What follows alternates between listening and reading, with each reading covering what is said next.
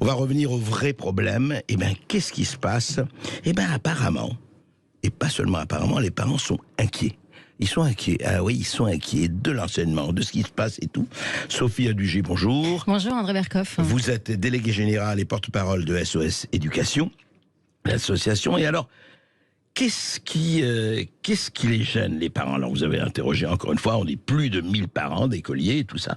Et qu'est-ce qui ressort de cette étude de l'IFOP en collaboration avec vous?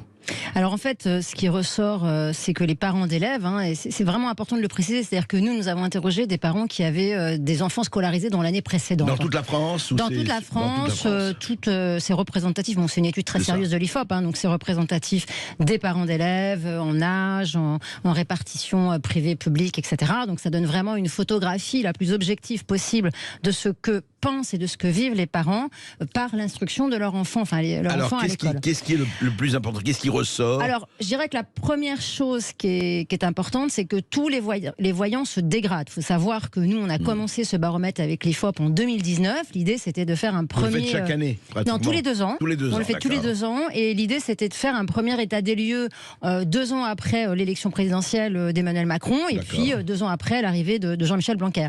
D'accord. Donc 19, 21, 23. 23, donc là on est sur la 3e édition, ce qui nous donne effectivement une vision au bout de 6 ans de présidence d'Emmanuel Macron et plusieurs gouvernements, et on est aujourd'hui avec notre 3e ministre de l'Éducation nationale. Ce qui ressort, c'est que rien ne s'est amélioré. En tous les cas, les parents d'élèves ne voient aucune amélioration et aucun élément positif des politiques ou des réformes engagées pendant ces 6 années de présidence.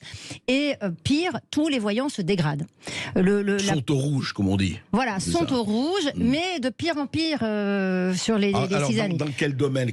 Alors, par exemple, la défiance. C'est-à-dire qu'on interroge depuis 2019 les parents d'élèves en leur disant: est-ce que vous avez confiance dans le gouvernement et dans le ministre de l'Éducation nationale pour régler les problèmes de l'école, et en premier lieu les problèmes de la violence à l'école.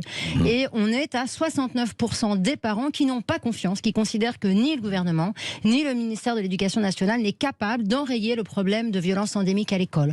Quand on leur pose la même question sur le niveau scolaire, on a 68% des parents qui nous disent: bah non, on n'a pas confiance dans ce gouvernement et dans le ministre de l'Éducation nationale pour régler le problème de baisse du niveau... de la qualité. Voilà, de la baisse du niveau des élèves.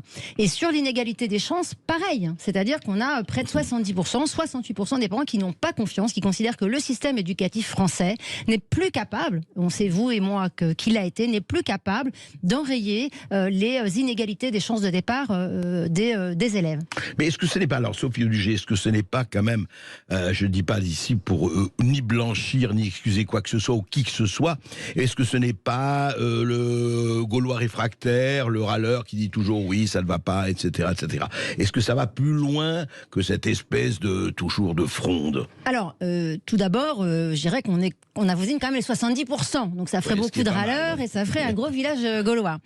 Non, ce qui est intéressant aussi, c'est qu'une fois qu'on a fait une approche vraiment générale sur la confiance, donc là en l'occurrence c'est plutôt de la défiance des parents d'élèves, on les interroge sur des réformes concrètes. Et par exemple, on a proposé aux parents d'élèves, on leur demandait s'ils seraient favorables à des réformes qui restaurent l'autorité, notamment des enseignants, et notamment par l'application des sanctions prévues au règlement intérieur, ce qui paraît évident. Et qui ne sont pas appliquées véritablement. On pourrait croire que c'est déjà le cas. Alors c'est pas le cas. Et vous avez 96% des parents d'élèves qui demandent à ce que ce soit fait. Et c'est rétablissement de l'autorité, rétablissement des sanctions. Rétablissement de l'autorité des enseignants, de l'autorité de l'enseignement et de l'autorité de l'institution.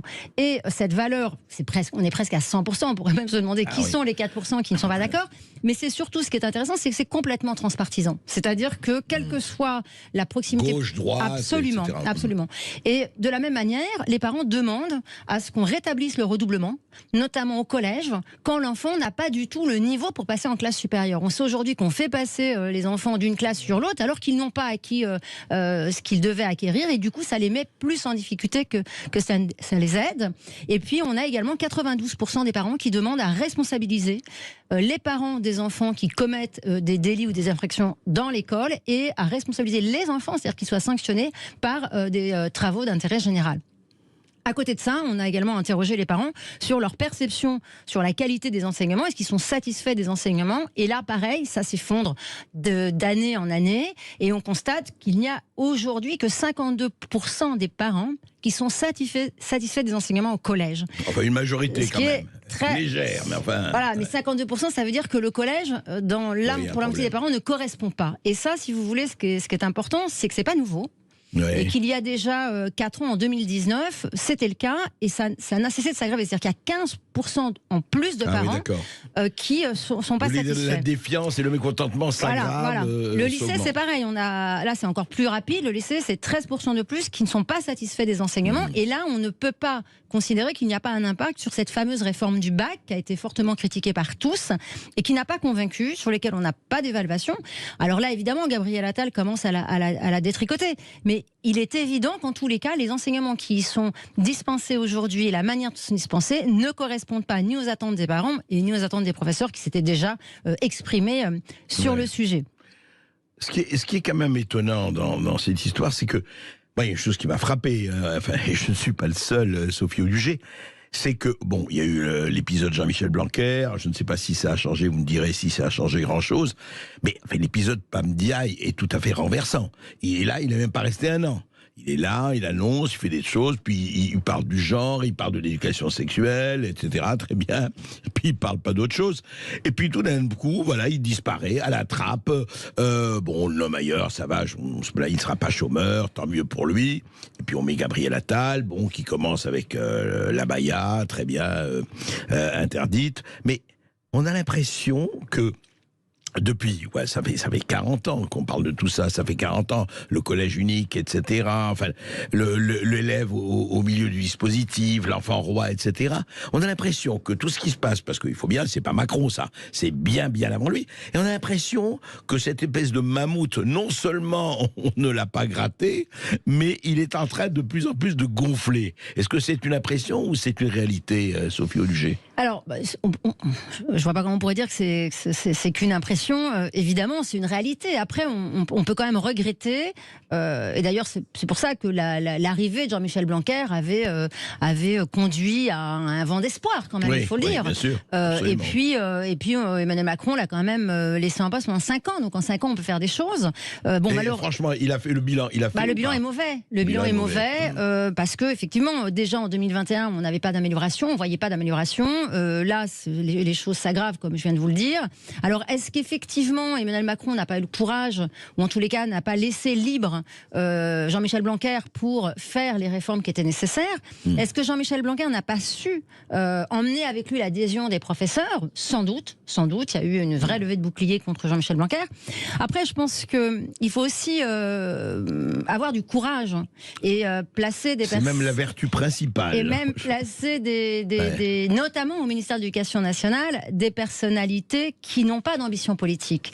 C'était pas le cas de Jean-Michel Blanquer, on a vu qu'il avait des ambitions politiques, c'était pas le cas non plus de Papa Ndiaye, qui était là vraiment, c'était un choix politique pour faire un pas vers LFI.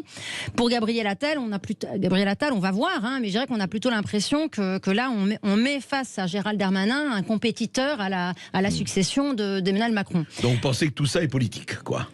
Tout apparaît l'effondrement comme de l'école, si c'était politique. L'effondrement de l'école aujourd'hui est un échec à la fois politique des pédagogistes qui ont massacré l'instruction française, considérant qu'elle n'émancipait pas, et c'est devenu aujourd'hui un échec politique global, puisque tous les politiques ont fait de l'école un enjeu politique sans d'ailleurs jamais vraiment proposer de programme.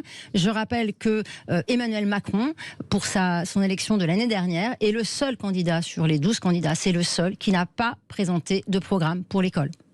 Donc aujourd'hui, vous avez raison, on voit un ministre qui succède à un autre, mais quel est le projet d'Emmanuel Macron pour l'école? Personne ne le connaît. On avance au jour le jour, d'annonce en annonce, mais de politique globale, engagée, précise, il n'y en a pas.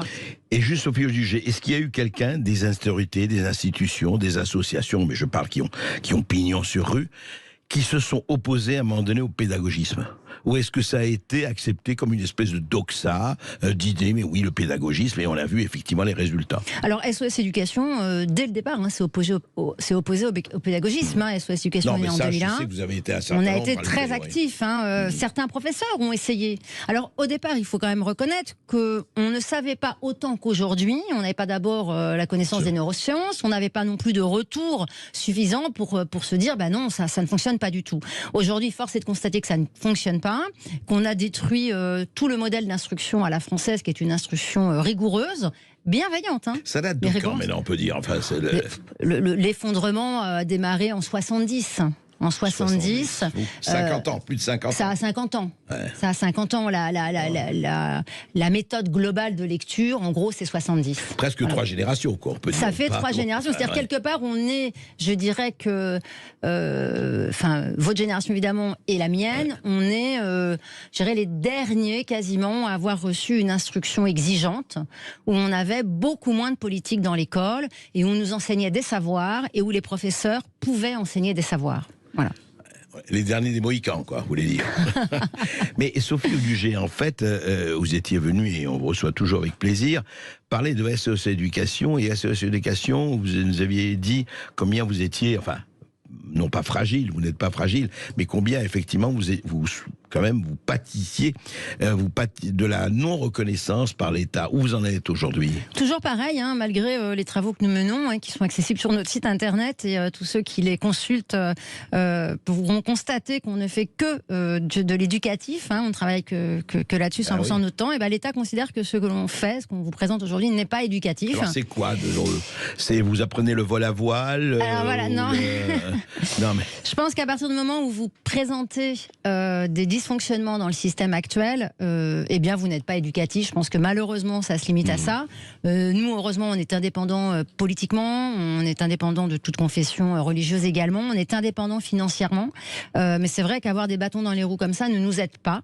Mais en tous les cas, ça ne fait qu'accroître notre détermination, puisque si jamais on s'attaque à nous, c'est qu'effectivement, l'école et les enfants sont en danger.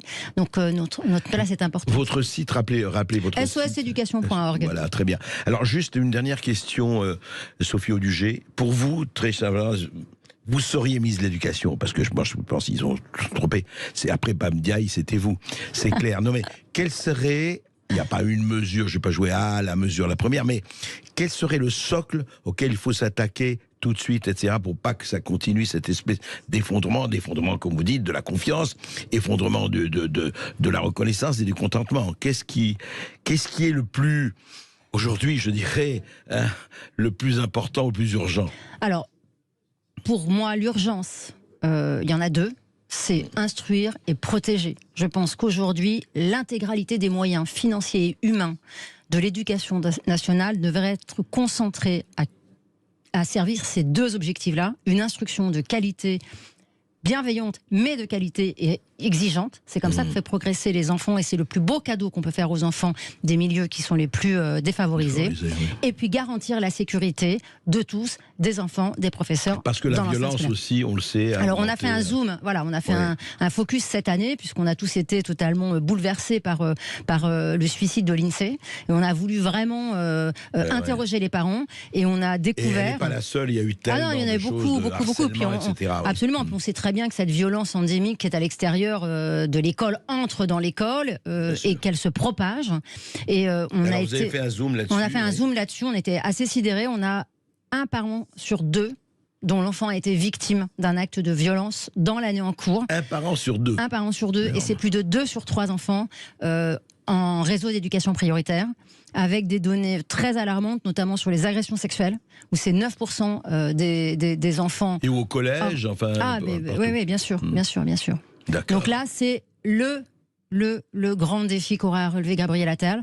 Et je le redis, on ne peut pas apprendre dans un environnement où on n'est pas en sécurité. Donc la priorité, c'est de retrouver la sécurité dans l'établissement scolaire et d'instruire. Il n'y en a pas d'autre. Ces deux-là, c'est tout. Et vous voyez, en fait, votre label, votre appellation est plus que jamais d'actualité.